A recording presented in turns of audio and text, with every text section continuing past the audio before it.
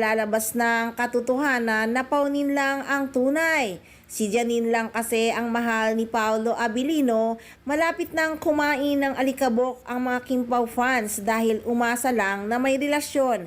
Wala naman talagang relasyon ang Kimpaw. Ang ABS-CBN, nakikita nila na nag-click ang Kimpaw Kumbaga, yun ang gusto ng tao, yun ang gusto ng madlang people. Papayag ba ang ABS-CBN paghiwalayin ang tambalang Kim Chiu at Paolo Abilino tapos ililipat or ibabalik ulit si Paolo kay Janine?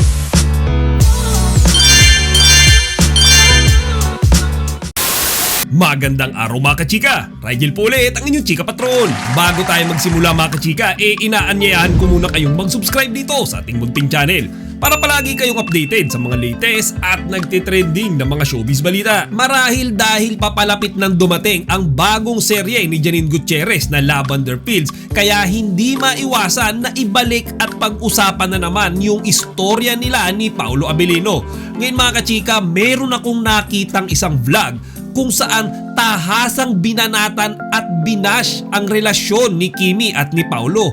Mga kachika, dito sa vlog niya na ito sinasabi niya na si Janine Gutierrez at talagang si Paolo Abilino daw talaga ang tunay na may relasyon. At mga kachika, ito pa yung malala kasi naglagay pa siya ng isang video para mga kachika patunayan yung kanyang sinasabi. Ayon dito sa vlogger na to, kapag kasama daw ni Paolo Abilino si Kimi, ito daw ay napipilitan lamang dahil daw mga kachika sa mga Kimpaw fans. Grabe talaga yung mga tirada niya mga kachika, yung talagang kung ikaw ay isang Kimpaw fan mga kachika, talagang mapapataas ang kilay mo. Panoorin niyo itong content ng vlogger na ito mga kachika para kayo na din mismo ang humusga. Paolo Abilino, si Janine Gutierrez lang talaga ang mahal.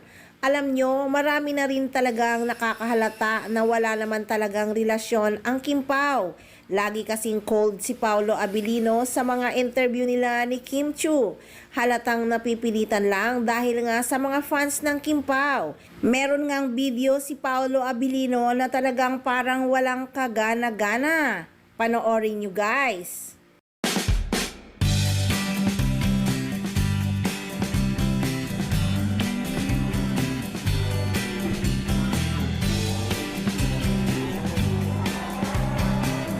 Sa vlog ni Christy Fermin, talagang sinabi rin nila na hindi daw talaga nakatutok si Paolo Abilino kay Kim Chiu. Social media na parang hindi ganon katutok si Paolo Abilino kay Kim Chiu.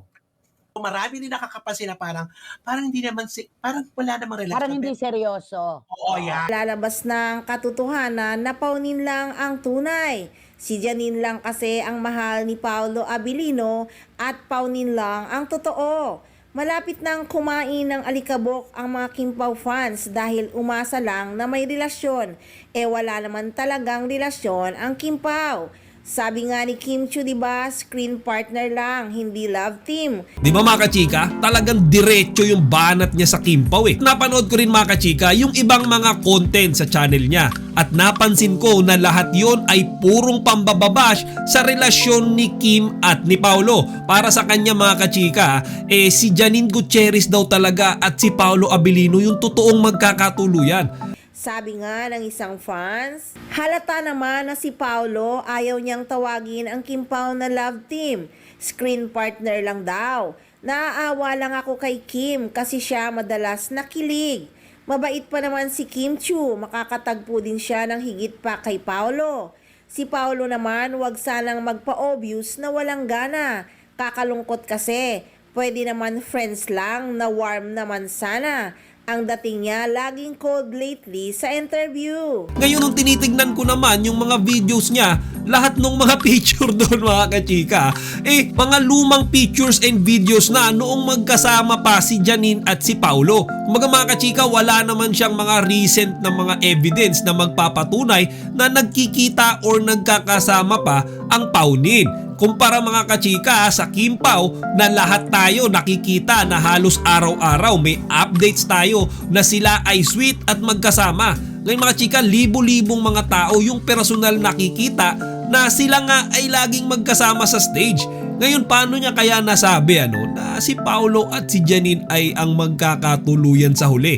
Para pasintabi na rin sa mga Paunin fans kasi para sa akin mga kachika, ang ABS-CBN nakikita nila na nag-click ang Kim Pao eh. Kumbaga yun ang gusto ng tao, yun ang gusto ng madlang people. Papayag ba ang ABS-CBN paghiwalayin ang tambalang Kim Chiu at Paolo Abilino tapos ililipat or ibabalik ulit si Paolo kay Janine? I don't think so mga kachika. Kasi sa ngayon pa lang alam na natin na pila-pila yung mga projects na gagawin ni Kimi at ni Paolo. Actually kay Paolo Abilino na nga mismo nang galing na meron silang nilulutong bagong pelikula ni Kim Chiu. Papatunay na strong and stable talaga yung relationship nila ngayon at mahaba-habang panahon pa silang magsasama. Ngayon mga kachika, gusto ko rin marinig yung opinion nyo tungkol nga sa sinabi ng vlogger na ito tungkol sa Kim Pao. At mga kachika, agree din ba kayo sa tingin nyo sa sinasabi niya na si Paolo Abilino at si Janine Gutierrez daw talaga ang magkakatuluyan sa huli? Ngayon yung opinion nyo dito sa comment section para mapag-usapan natin. Chika Patrol signing out! Yung kalimutan mag-like, comment, and subscribe. Para sa iba pang mga celebrity news, i-click lamang ang mga videos na ito.